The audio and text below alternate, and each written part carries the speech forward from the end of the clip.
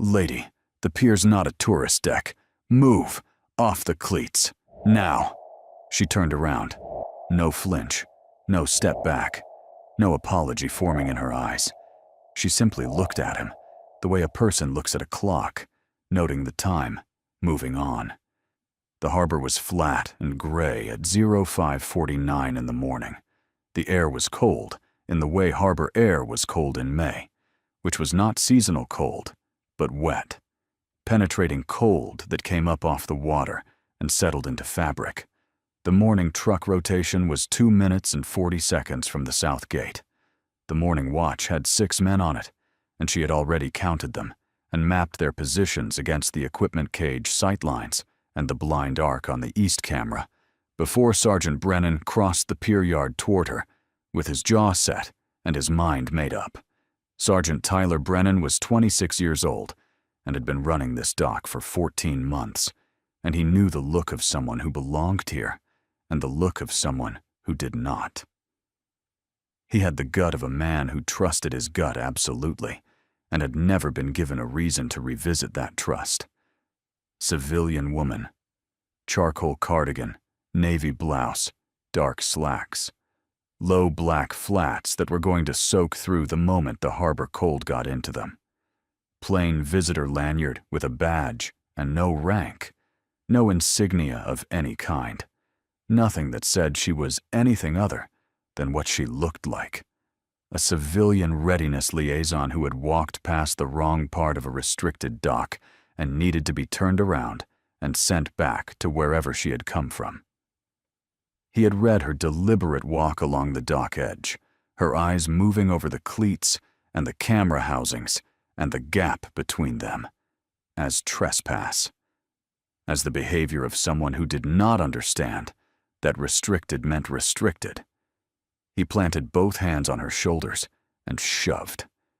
She went over the dock edge clean. That was the first thing, not the fall itself, but the entry. Feet together, no flailing, no reaching for the dock edge on the way down, no instinctive grab for the cleat she had been standing beside. Body axis nearly vertical. Entry controlled, minimal splash. The entry of someone who had gone into water from height so many times that the body had stopped producing any response to the prospect beyond the automatic adjustments that made the entry clean. The floating dock rocked twice and settled. Brennan looked down at the gray harbor surface and waited for what always came next. The gasp, the coughing, the civilian panic of a person who had not expected cold harbor water at the bottom of an unplanned fall at 05:49 on a May morning. She came up in 6 seconds, eyes already open. What she did before she looked at Brennan, before she looked at the dock, before she looked at anything, was run a full 360-degree scan of the harbor, her head turning on a steady axis. Not rushed, not frantic, not the reactive scanning of adrenaline doing its reflexive inventory. Methodical. The scan of someone who had been trained to assess a situation before they decided what the threat was, and who had internalized that training until it was indistinguishable from instinct. She logged the unmarked skiff sitting 240 meters offshore at 3 knots, slightly inside the restricted corridor that ran from the south gate buoy to the east equipment float. Non-base registry, trolling pattern, not moving toward anything, not moving away from anything. Sitting in the same position it had been sitting in on 3 previous mornings, and she knew the count because she had read the camera logs before she crossed the south gate that morning. She logged the blind arc off the east equipment cage, 18 degrees of dead space between the camera housing and the cage's western corner. She logged the dust signature of the morning truck rotation approaching the south gate, 2 minutes out. Then, last of all, her eyes settled on Brennan. He did not know what he was looking at. That was the thing about a tell. It only worked on someone who spoke the language. Master Gunnery Sergeant Hollis Granger spoke the language. He was 54 years old and had served on 4 continents, across 31 years of active service, and he was the senior enlisted advisor to the waterfront facility commanding officer. And he had been in the equipment cage since 0530, going over the dock watch logs for the third morning in a row, with the stolen equipment inventory report folded into his back pocket, because he had not been able to leave it in his desk since the numbers stopped making coincidental sense. He was not, as a general habit of 31 years, a man who set down his clipboard mid-task. He set down his clipboard. She found the rescue ladder on the dock's east side in under 4 seconds. She took it in regulation heel-to-cleat foot placement, weight through the heel, toe contact light, load transfer precise and automatic. The technique the MARSOC Water Survival Schoolhouse drilled into every candidate until the body stopped thinking about it and simply produced it. Granger had seen the schoolhouse footage once, briefly, in a classified training packet he was not technically cleared to view. He remembered the foot placement. He picked up a towel from the equipment shelf and walked toward the dock without hurrying, because hurrying would have given something away. And Granger did not give things away before he understood what he was looking at. She was at the top of the ladder when he extended the towel. His eyes went to her feet, still in heel-to-cleat placement, the regulation spacing of a trained combat swimmer executing a standard ascent. No civilian produced those marks, no federal readiness liaison, no port inspector, no IG contractor from any office in any system he had clearance to access. Almost no one produced marks like that. She took the towel. She did not say, "Thank you." She was already scanning the south gate, timing the truck rotation. Granger walked back to the equipment cage. He did not look at Brennan. He picked up the clipboard and held it without reading it, watching her from across the pier yard as she walked toward the dock admin office. Unhurried, eyes still moving. He had the distinct, unhurried feeling that someone had already done the arithmetic that had been troubling him for 3 weeks, and had done it from inside 58-degree water 6 seconds after surfacing, before they had taken their first full breath. She was already 3 moves ahead of Brennan. Brennan didn't know the game had started. She stood in the center of the pier admin office and let the cardigan drip. Brennan's 3 escorts formed a wall between her and the dock, shoulder to shoulder, the practiced blocking geometry of men who had walked problems toward gates before and understood that the geometry of the block mattered as much as the words. She looked past them, at the harbor, at the skiff sitting 240 meters offshore on the same bearing it had held on 3 previous Brennan watches. That hull at 240 meters. Flat voice, precise. No inflection to spare, no heat in it, no appeal, just the information, delivered the way operational brevity delivered information. Non-base registry, 3-knot trolling pattern. It's been there before. She had not pointed when she said it. She had not looked at the skiff when she said it. She had logged it 18 seconds after surfacing, before her eyes settled on Brennan, while her feet were still finding the rungs of the rescue ladder. Brennan's jaw tightened. He had not confirmed she was right. He didn't need to. The confirmation was in his face, and she had been watching his face since before she said it. She turned to Granger, standing in the equipment cage doorway with his clipboard. One question, hard and exact. The kind of question that came from already knowing the answer and needing it to enter the official record through someone else's voice.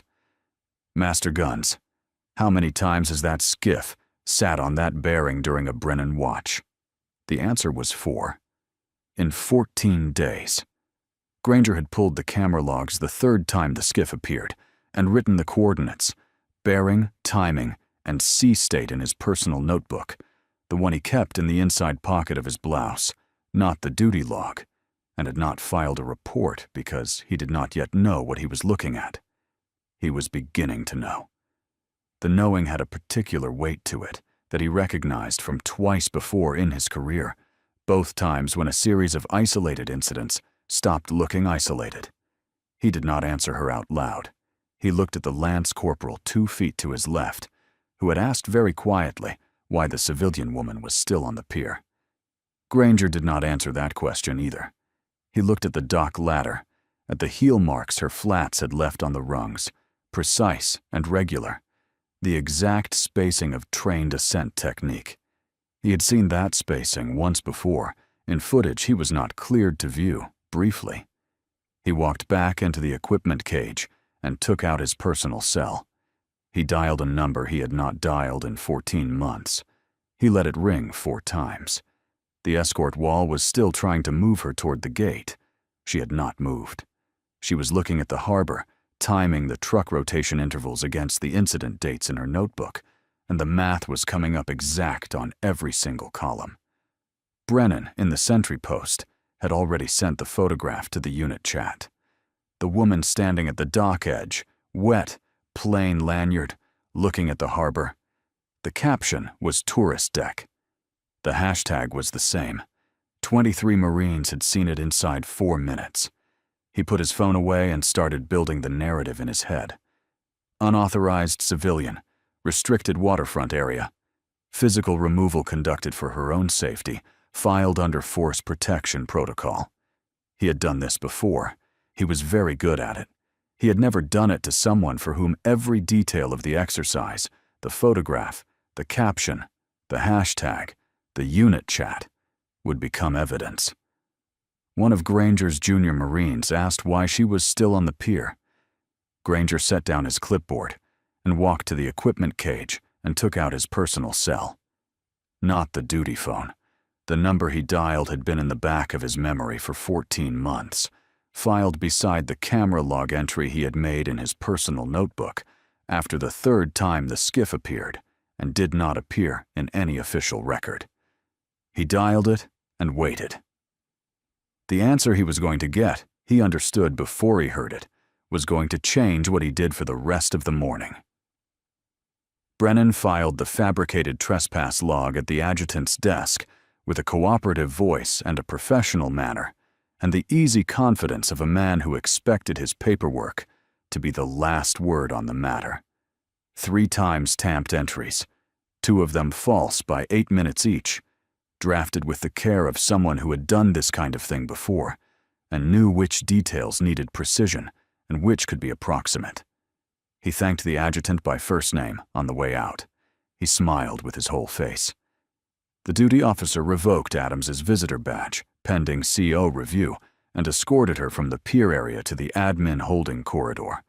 Concrete walls, standard issue fluorescent light, a row of plastic chairs against the left wall, a single window that looked out at the Southgate approach road and the contractor vehicle lane, and the dust from the morning truck rotation still settling. She sat. She put the notebook on her knee and uncapped the pen. The hand-lettered index card was already on the chair when she arrived. Someone had gotten there first. Brennan had called ahead, or one of the escorts had moved fast enough that she had not seen it happen. Tourist deck, block letters, centered on the card, taped neatly to the back of the seat in the way someone tapes a thing when they want it to stay put and be seen. She read it. She did not move it. She took out her phone and framed the card with the timestamp visible in the corner and photographed it. She photographed the doorway next. 3 of Brennan's escorts standing shoulder to shoulder in the doorframe, watching her document the card that one of them had placed there.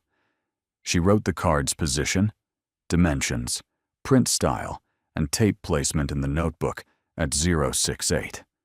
She wrote the escorts' names, the ones she had been able to read from their nameplates during the escort walk, beside the timestamp. 7 minutes later, one of the escorts moved past her table and knocked a coffee cup onto her flats. The movement was deliberate, and the execution was clumsiness. The small, practiced contempt of a man who had done this kind of thing before, in this kind of situation, and expected there to be no consequences because there never had been. "Oh, sorry, ma'am." He stepped past her to a far chair, not looking back. She did not look down at her shoes. She did not look at him. She wrote his name in the notebook at 0612. She had written 11 other things before it, each one time-stamped, each one described in the compact operational shorthand of someone who had spent years writing incident reports in environments where accuracy was the difference between a successful debrief and something worse.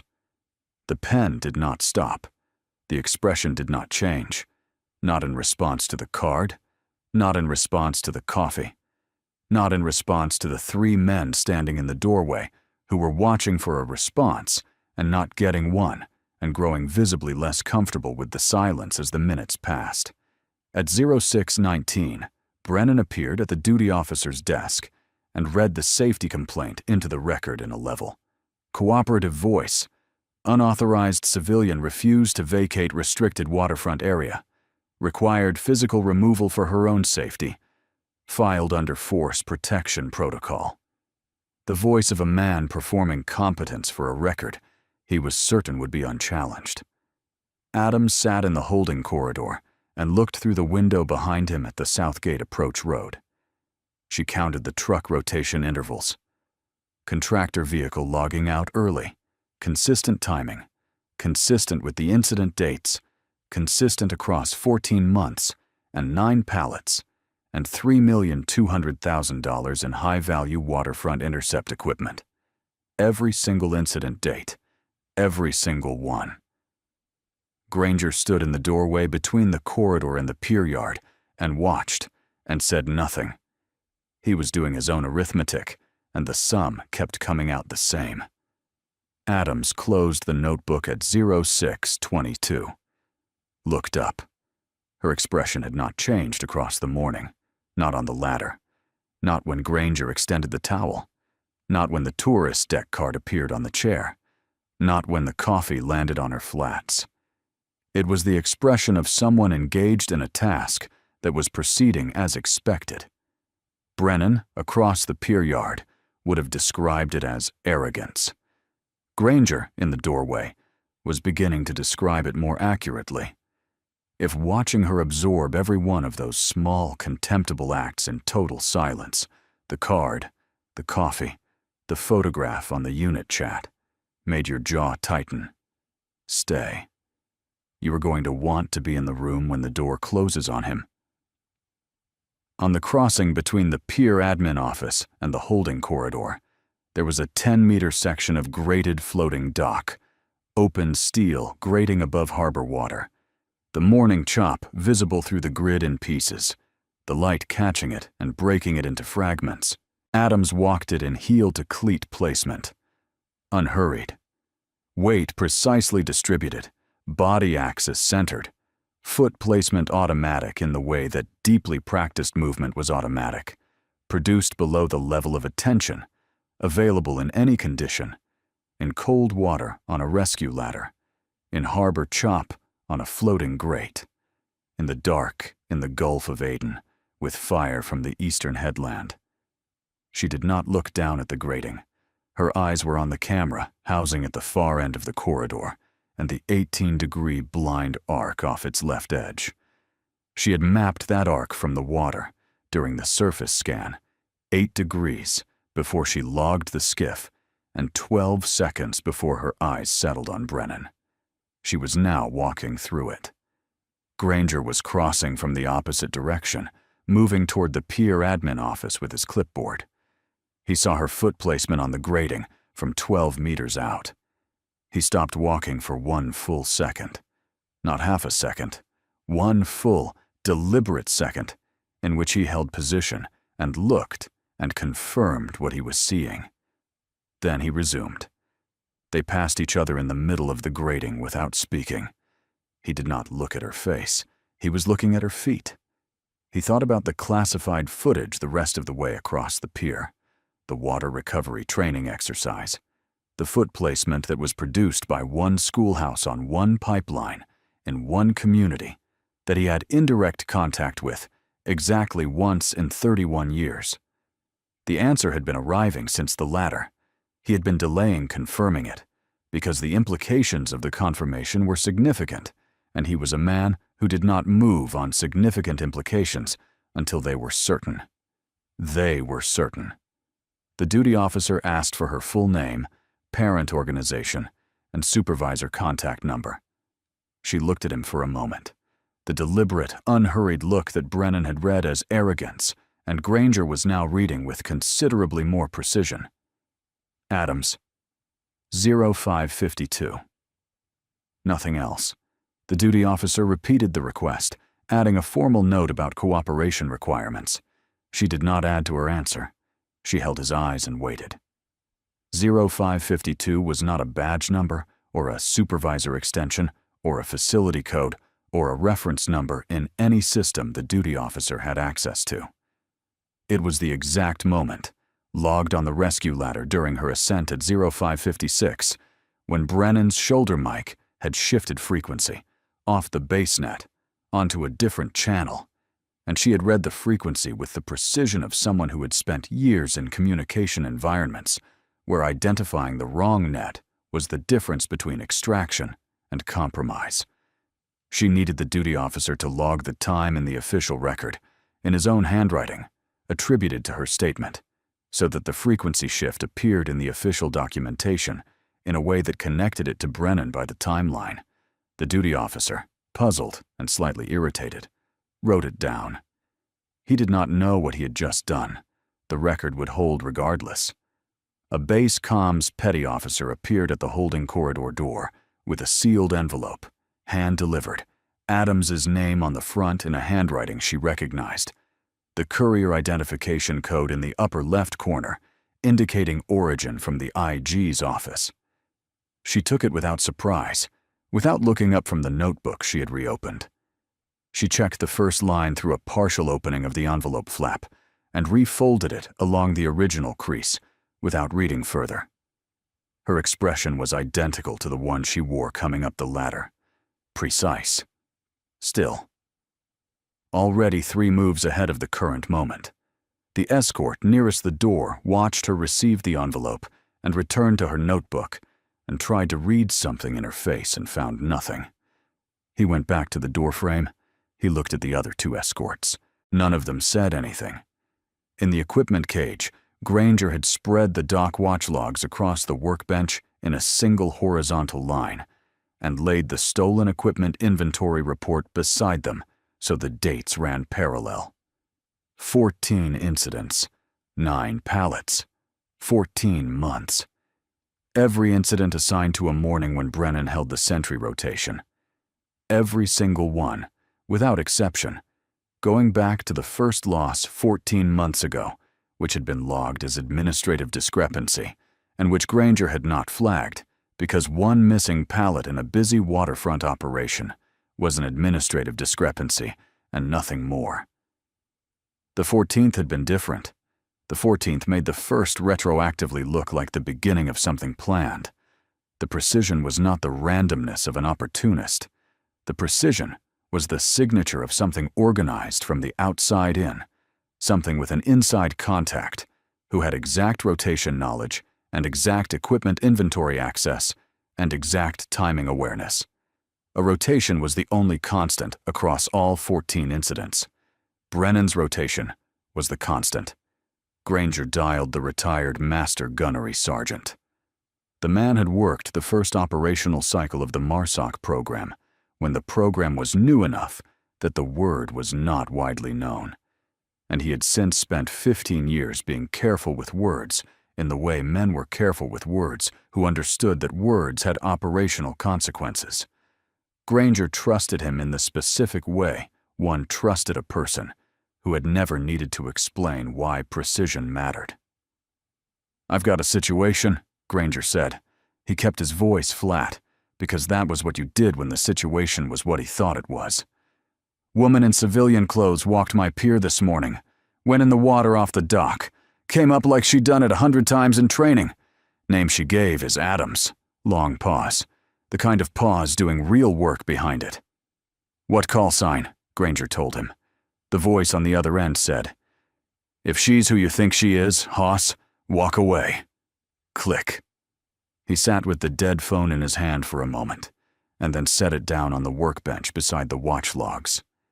He reconstructed her surface behavior from memory, working backward from the moment Ryder would arrive, which he now understood was coming, within a window he could not yet specify. Through the ladder, through the water, through the entry. She hadn't looked at Brennan first.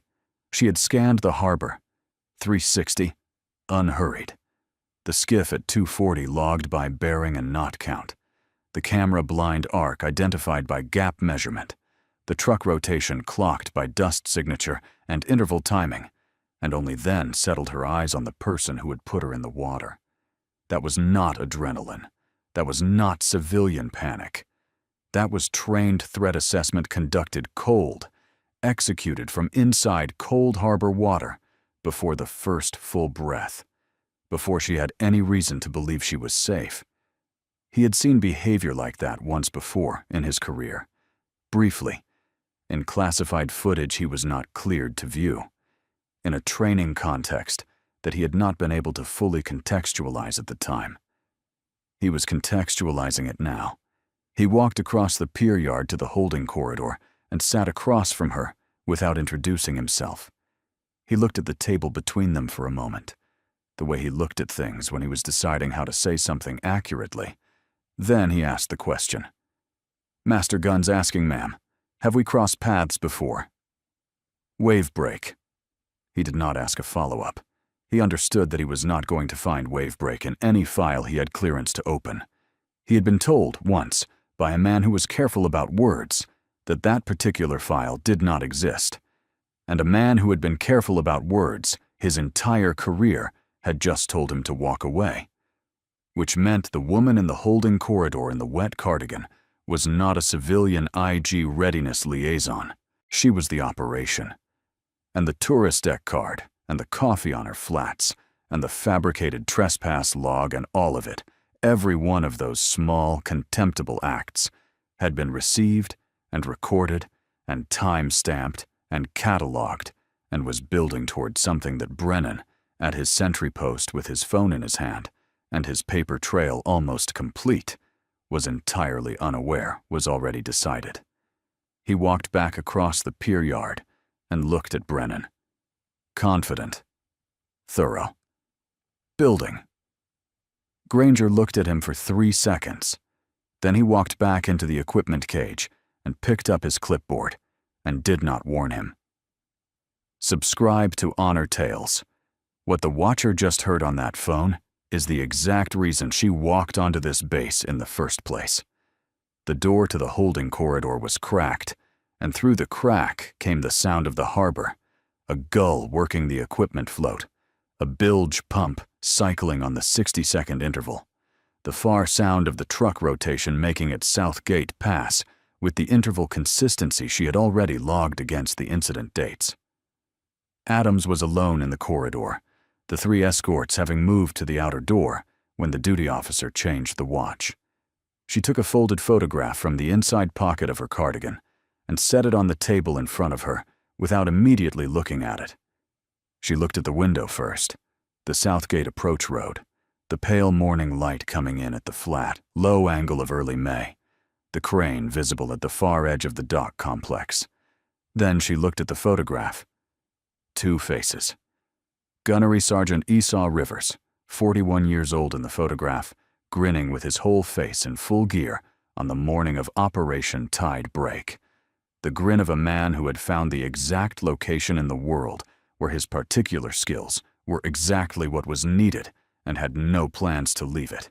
Staff Sergeant Liana Cho, 31 years old, a half step to his right, eyes bright and already focused on something to the left of the camera frame, rifle slung, radio checklist done, because Cho always finished the radio checklist before most people had located the form.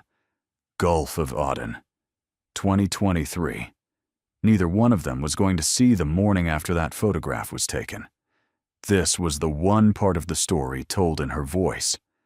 The one moment in the whole long day, through the cold harbor, through the escort wall, through the notebook filling up with timestamps and names, when she let herself hear it. The night before the operation. The boat running dark in the harbor, lights 2 kilometers northeast of the extraction point. The water flat and the air carrying salt, and the low sounds of equipment being checked for the last time.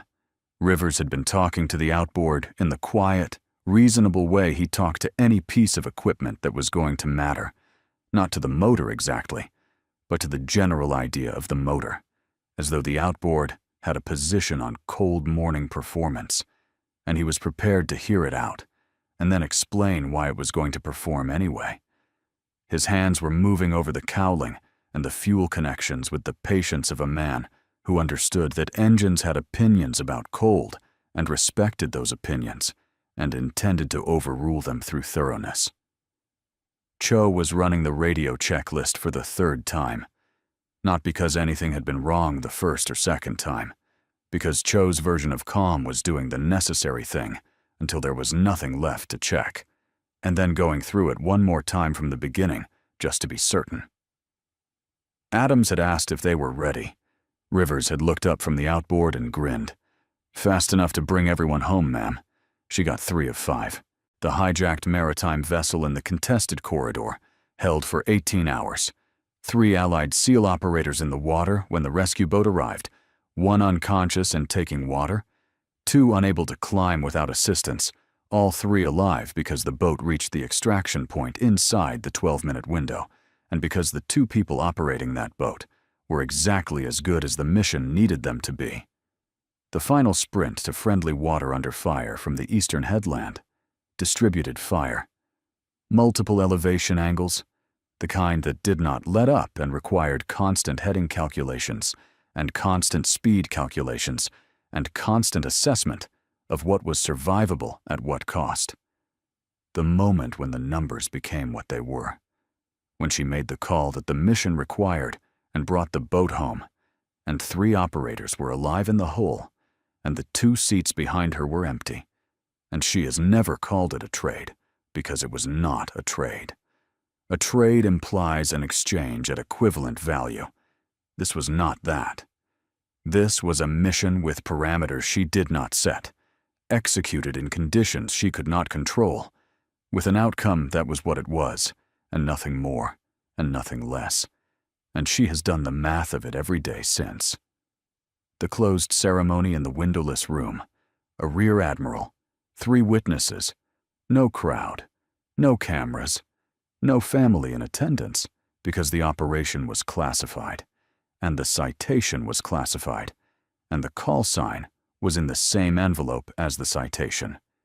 She read the citation once, standing in that room, then folded it along the original crease. She has not read it since. She has read Esau Rivers's name on the memorial wall every year on the date, and the annual standing in front of that wall has become its own kind of accounting. Not grief, exactly, or not only grief, also accuracy, a refusal to let the number become abstract. Her phone buzzed once, coded message from the IG's office. The NCIS warrant had been signed. Timing was her call. She put the photograph back into her inside pocket, precisely aligned along the original fold lines. She stood. She buttoned the cardigan closed over the lanyard, the plain visitor lanyard with the plain visitor badge and the pinhole camera that had been running since she crossed the south gate at 0531. The camera had recorded the dock edge and the escort wall and the tourist deck card and the safety walkthrough and 12 seconds of Brennan's hand going into her pocket at 0722 and the pier post clock behind his left shoulder. Her expression did not carry grief. It carried the settled quality of something that had already made every decision it was going to make. She looked like someone who had finished loading. Brennan's pretext was the official safety walkthrough, force protection protocol, required to complete the incident record, the civilian accompanying him back to the incident location so the documentation would be thorough and, more importantly, would establish on the official record that she had been present during the physical removal and had subsequently remained on a restricted waterfront area in violation of the force protection warning. He requested it at the duty officer's desk in a cooperative and slightly apologetic tone, the performance of a man conducting necessary due diligence on a legitimate safety matter. It was granted.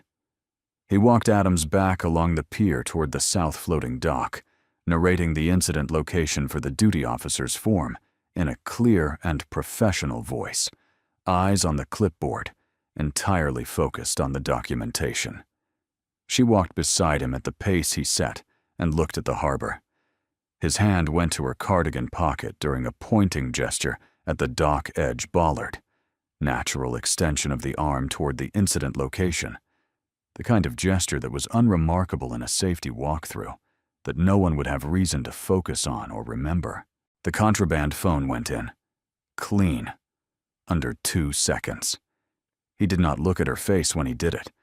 At the dock edge, she stepped forward. Heel to cleat placement. Automatic.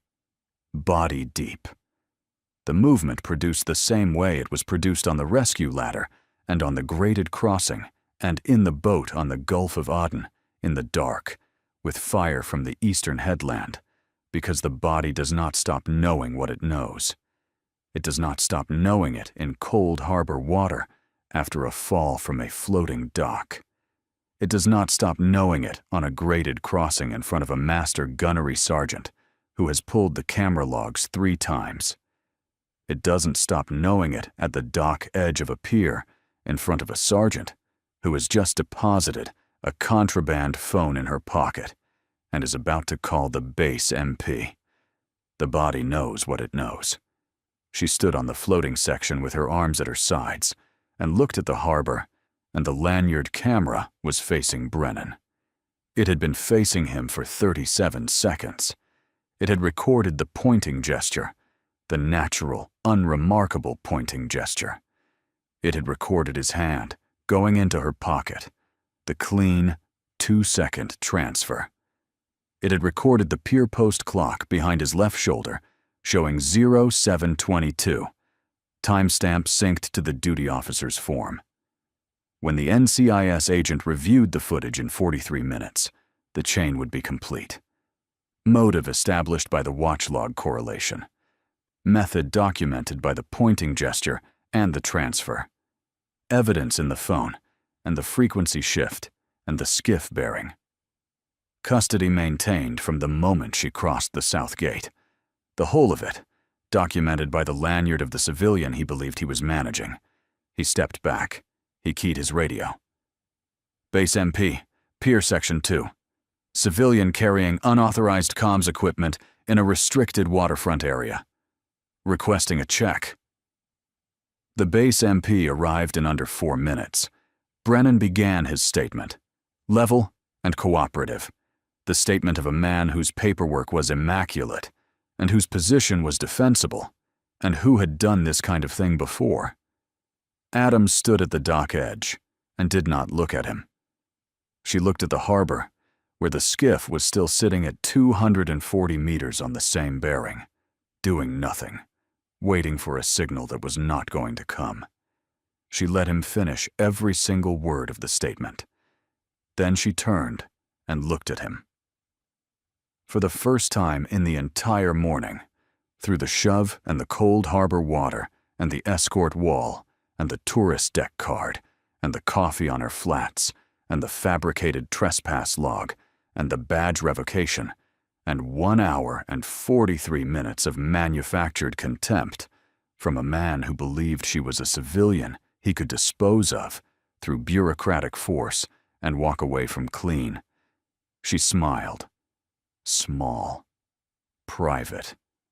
The expression of someone watching a clock tick to 0.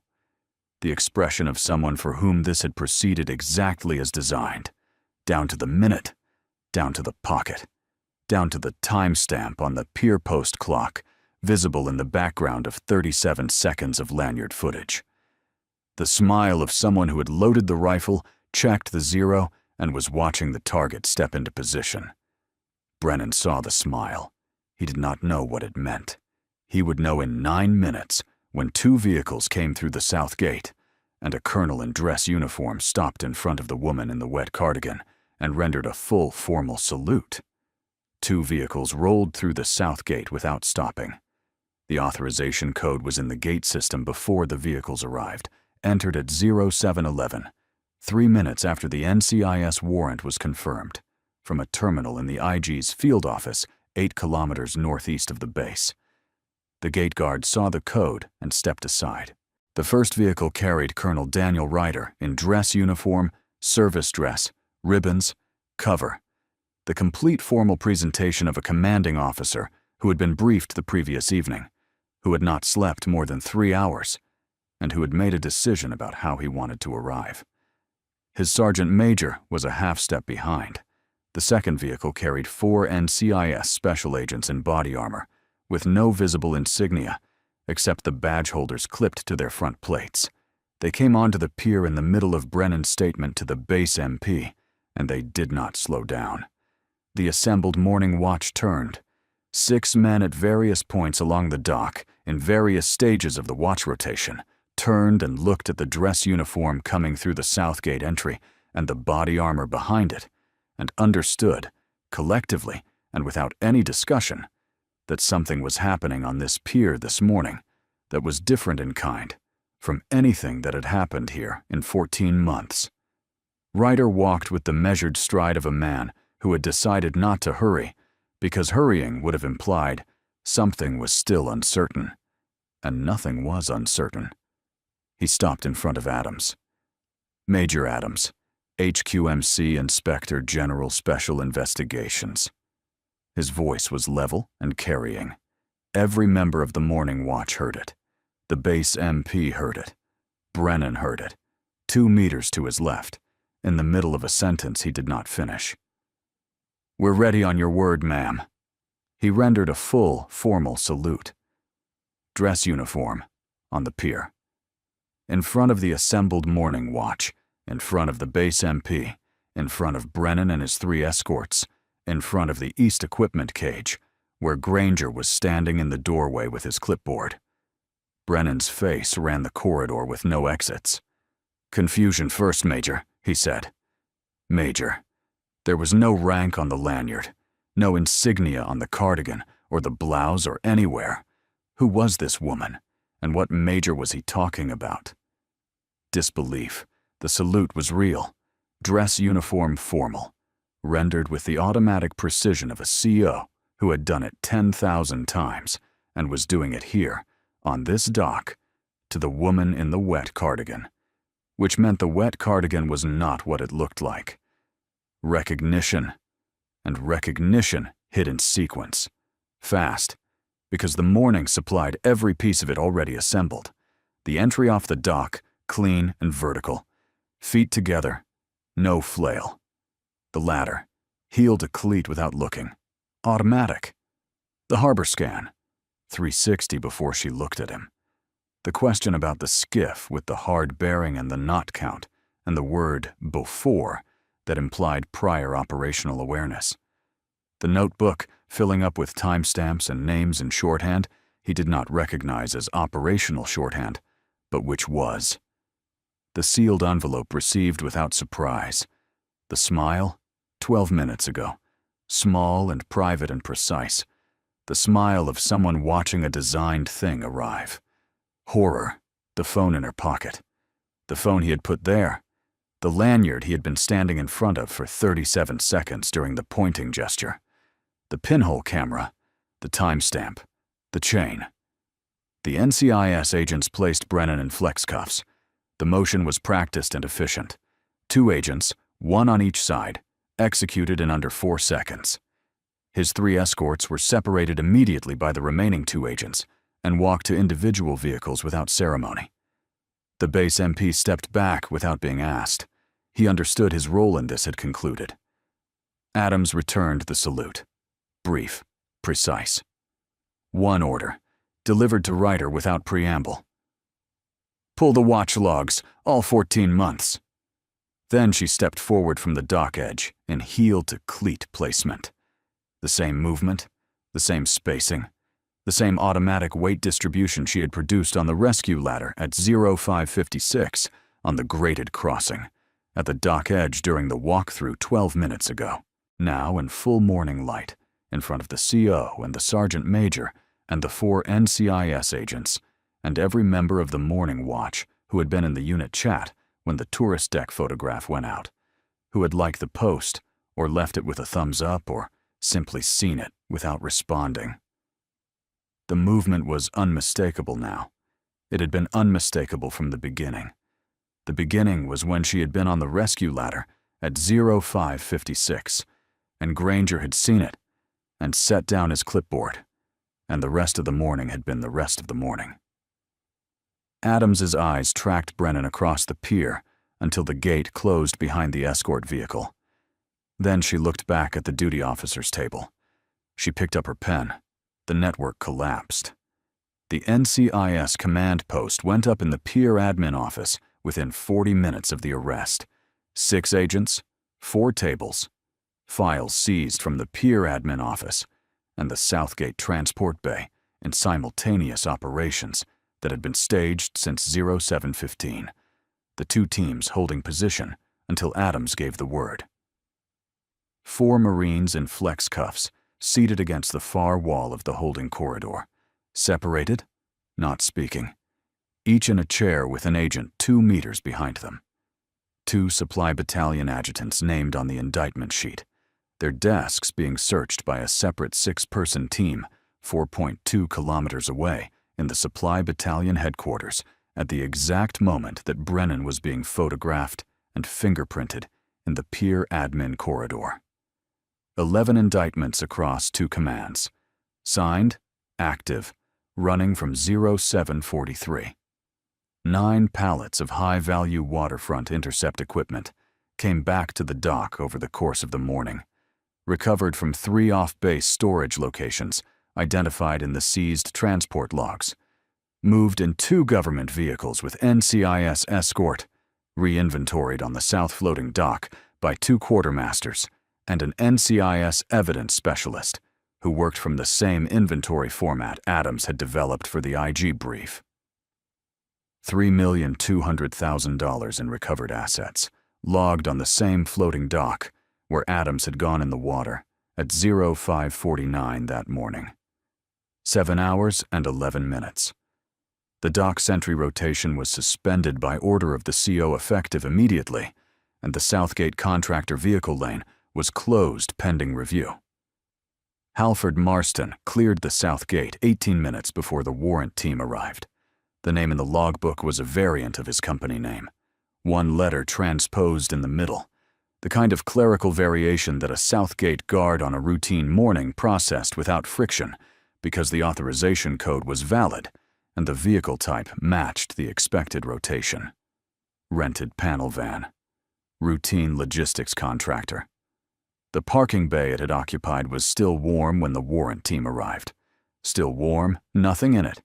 The dust undisturbed except for the tire marks going out. The warrant team began working outward from the gate. They had a head start of 18 minutes. They intended to close the gap. The sergeant major found Granger at the equipment cage. He had been standing at the workbench since the arrest, clipboard in hand, not reading it. The sergeant major stood in the cage entrance, not sitting, not leaning, the posture of a senior enlisted delivering something with weight and precision. "Master Guns, the major wants you walking the pier with her next quarter." Granger held the clipboard. He did not speak for a moment.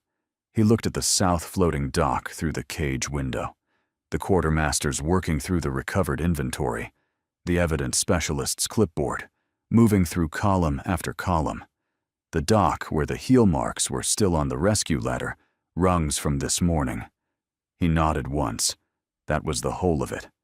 And it was enough, if you stayed all 9 parts, through the shove and the harbor water and the tourist deck card and the coffee on her flats and the notebook filling up and the smile on the dock and all the way to the dress uniform salute in front of the assembled morning watch. Subscribe. There is another mission queued. The next operator is already in position. Late afternoon. Section 60 of Arlington National Cemetery. The light came in flat and white, and without warmth across the rows of white markers, each one a name, each name a date, carved clean and even, each date a calculation that someone somewhere was still working through. She found the marker without searching. She had been here before, and she knew the path. Guy S. Judd Esau Rivers, USMC, The dates and the branch and nothing more, because the citation was classified and the operation was classified, and what was on the stone was what was on the stone. She crouched in front of the marker and held still for a moment, not praying, not speaking, just holding still in the way that acknowledged the full distance between where she was and where he was, and refused to pretend the distance was smaller or simpler than it was. She reached into her inside pocket and removed the challenge coin. She had carried it since the closed ceremony in the windowless room with the rear admiral and the 3 witnesses. Carried it in the left pocket, the pocket closest to where the citation sat in service dress, the side closest to the heart. A choice she had made without consciously deciding to make it, the way certain choices were made. The raised lettering on one face was worn smooth from 11 months of her thumb, crossing it during the transit times, the waiting rooms, the long operational silences where the hands needed something to do, and she gave them this. She set the coin at the base of the stone, precisely, at the center, and stood. Her phone buzzed once. She looked at it. One new message. A number she had not seen on her screen in 11 months, her former Tide brake handler, whose number was still in her contacts, under a first name that wasn't his first name. 5 words, and a city. Wavebreak is still standing. Marston is in Bandar Abbas. She looked at the message for 3 seconds. Bandar Abbas, Iranian port city on the Strait of Hormuz, the narrow transit corridor between the Gulf of Oman and the Persian Gulf, the geographic choke point through which a logistics broker with working relationships across 3 continents and adequate capital and an 18-minute head start could move within a week. Marston had the relationships, he had the capital, he had the head start. The panel van was 2 time zones away. The parking bay was cold. She put the phone back in her pocket. She stood at Rivers's marker for one more moment. She looked at his name. She had said everything she was going to say to this stone across 11 months of returning to it on the date. Had said it on the first visit, standing in the flat November light, when the wound was still operational rather than historical, and words had stopped being the point of it some time ago. The point was the standing. The point was the coming back, year after year, on the date, so that the name carved in the stone was not simply a name, but a name that someone who had been there was still counting, still running the math, not as punishment, as accuracy, as refusal to let the number become abstract. She walked back to the vehicle. Every soldier carries a story that few ever hear. Listen with your heart. Thank you for staying and watching. Subscribe to Honor Tales for more.